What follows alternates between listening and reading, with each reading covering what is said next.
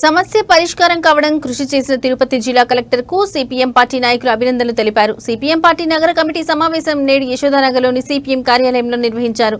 ఈ సమావేశానికి ముఖ్య అతిథులుగా విచ్చేసినటువంటి సిపిఎం జిల్లా కార్యదర్శి వందవాసి నాగరాజు ముఖ్య అతిథిగా హాజరయ్యారు.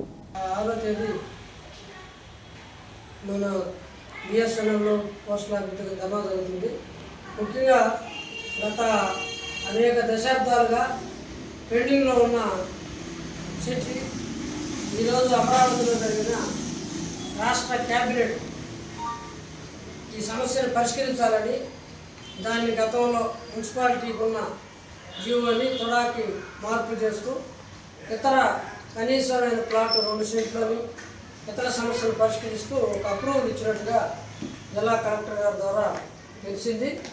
ఏమైనా ఇది ఒక మంచి పరిణామం. మన పార్టీ మొదటి నుంచి సిపిఎం పార్టీ తరఫున అక్కడ హమాలీలకి పేదలకి ఇళ్ళు చౌకదారికి మనం పంచడం జరిగింది.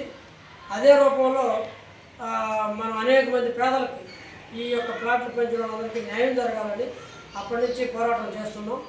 ప్రభుత్వం 2019లో జీవో వచ్చినప్పుడు కానీ ఆ తర్వాత వైసీపీలో ప్రొసీడింగ్స్ రావడానికి కానీ ఆ తర్వాత ఇప్పుడు ఈ జీవోలో మార్పు తీసుకొచ్చి చెట్టుపల్లి వాసులందరికీ కూడా పూర్తిగా న్యాయం చేయాలి, 2 సెంట్లు రావాలని మనం కృషి చేసాం. తొడా ఆఫీస్ దగ్గర ధర్నా పెట్టాము. ఆ తర్వాత మన పిలుపు మేరకు ఇక్కడ రౌండ్ టేబుల్ సమావేశం పెట్టి ఒక అఖిలపక్ష స్థాయిలో జిల్లా కలెక్టర్ గారిని వినతి చేసాం. రాష్ట్ర ప్రభుత్వం ఏమైనా మన యొక్క ఆందోళనని పరిగణలోకి తీసుకొని దీని కారణంగా వాళ్ళు కూడా సముచితమైన నిర్ణయం చేశారు.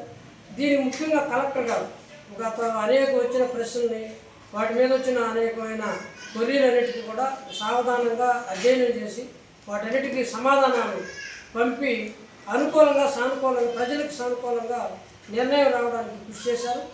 కాబట్టి జిల్లా కలెక్టర్ గారికి సిపిఎం పార్టీ తరఫున ప్రత్యేకమైన అభినందనలు తెలియజేస్తున్నాం.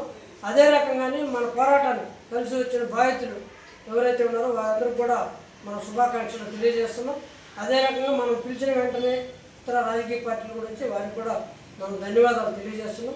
ముఖ్యంగా జిల్లా కలెక్టర్ గారు చెప్పిన ప్రాంతంలో కూడా కొంతమంది చాలామంది దీంతో సమస్యని ఒక సంక్లిష్టం చేయడానికి ప్రయత్నం చేశారు.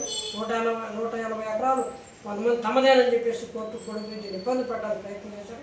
ఈ అన్ని సందర్భాల్లో జిల్లా కలెక్టర్ గారు ఇతర వాళ్ళు గట్టిగా ప్రయత్నించి మనం తొడా ఆఫీస్ దగ్గర చేసినప్పుడు కూడా తొడా చైర్మన్ కూడా నేను అధికారులతో మంత్రితో మాట్లాడి అయ్యేట్టుగా చేస్తామని చెప్పారు. వారు కూడా కృషి చేశారు. ఏమైనా రాబోయే కాలంలో ఇప్పటి నుంచి రెవెన్యూ యంత్రాంగం కృషి చేసి తొడా కూడా బాగా ప్రయత్నం చేసి లేఅవుట్ వెంటనే వేయడము పారదర్శకంగా డ్రిప్ పద్ధతిలో అందరికీ కూడా డ్రిప్ సిస్టంలో ప్రతి ఒక్కరికి ప్లాట్లు కేటాయించడము, ప్రతి ఒక్కరికి ఏ ఒక్కరికి కూడా అన్యాయం జరగకుండా న్యాయం జరిగేటట్టుగా చూడాలని చెప్పేసి సిపిఎం పార్టీ తరఫున కోరుతున్నాం. రెవెన్యూ యంత్రాంగానికి జిల్లా కలెక్టర్కి ప్రత్యేకంగా ధన్యవాదాలు తెలియజేస్తున్నాం.